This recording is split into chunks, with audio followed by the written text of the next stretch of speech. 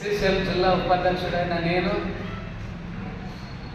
మరియు మన ఎమ్మెల్యే కాలువ శ్రీనివాస్ గారు మా దళితుల్ని ప్రత్యేకించి ఎంతో అభిమానంతో ఆయన అభిమానంతో మమ్మల్ని దగ్గర ఆయన గౌరవంతో దళితులకి గౌరవిస్తున్నాడు.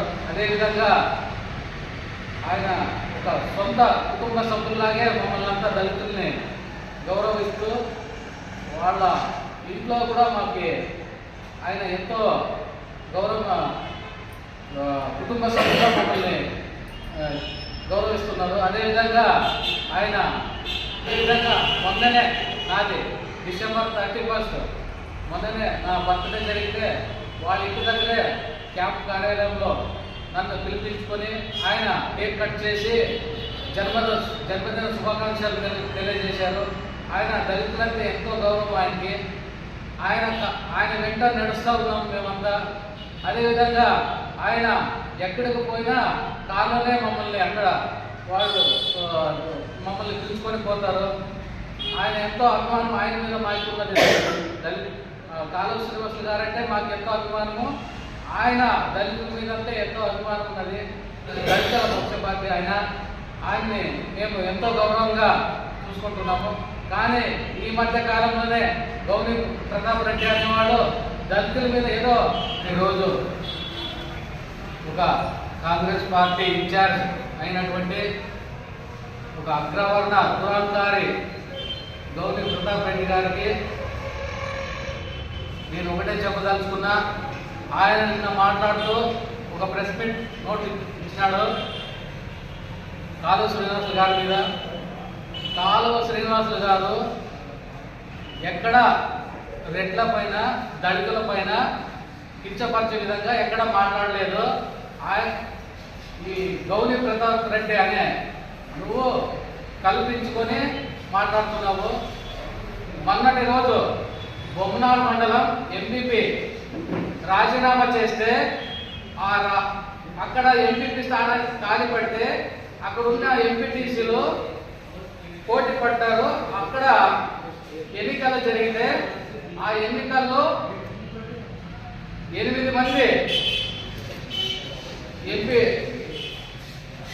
మంది ఎంపీటీసీలు గైర్హాజరయ్యి పోటీ ఎన్నికకు పాల్గొనలేదు.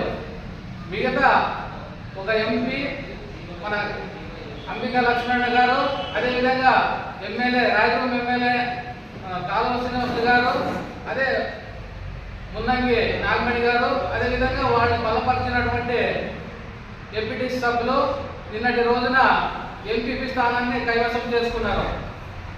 ఒక రోజు ఎన్నికల ముందు రెడ్లు అనే విషయం ఏంటికి వచ్చిందంటే మెట్టిగోవింద్ రెడ్డి వైసీపీ ఇన్ఛార్జ్ మెట్టిగోవింద్ రెడ్డి మొన్నటి రోజున బొమ్మనాడు ఎంపీటీఓ కార్యాలయానికి వెళ్ళి నాగిరెడ్డి, కణేకల్కి చెందినటువంటి రాజగోపాల్ రెడ్డి, మెట్టిగోవింద్ రెడ్డి ముగ్గురు 50 మంది అనుచరులతో అక్కడికి పోయి అధికారులను అనాధికారికంగా అప్రజాస్వామికంగా ఐడి కార్డులు అడిగినారు.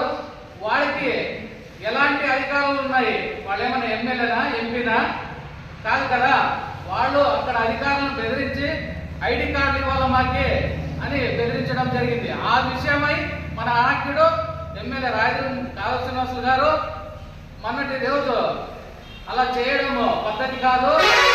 ప్రజాస్వామికంగా ఎలాగైతే అది ఖాళీగా ఉందో ఎంపీపీ రాజీనామా చేశారో ఆ ఎంపీపీ ఎన్నికలకి ప్రజాస్వామికంగా మేము ఎన్నికలు జరగాల. మీరంతా అక్కడికి పోకూడదు. వలన ఏదైతే రెడ్డి మెట్టిగోవింద్ రెడ్డి, రాజగోపాల్ రెడ్డి, నాగిరెడ్డి పలానా రెడ్లు అక్కడికి పోకూడదని వారించినారే తప్ప రెడ్ల విషయంలో ఆయన ఎక్కడ తక్కువ కించపరిచే విధంగా మాట్లాడలేదు. అదేవిధంగా ఎంపీపీ కణకల్ ఎంపీపీ గురించి కూడా ఎక్కడ మాట్లాడలేదు. ఏమన్నారు కాలువ శ్రీనివాస్ గారు? ఎంపీపీ ఎన్నికల్లో కణకల్లో మేము ఎక్కడ జోక్యం చేసుకోలేదు, ప్రత్యక్షంగా కానీ పరోక్షంగా కానీ మేము జోక్యం చేసుకోలేదు అన్నారు. అంతేగాని జోక్యం చేసుకోలేదంటే అది మేము అధికారం చలాయించలేదని అర్థము. కానీ నువ్వేమంటున్నావు? ఈ జోక్యం ఏమంటున్నావు? ఆ దళితుల పైన కించపరిచే విధంగా మాట్లాడినారని అంటున్నావు. ఇది సమంజసం కాదు కదా.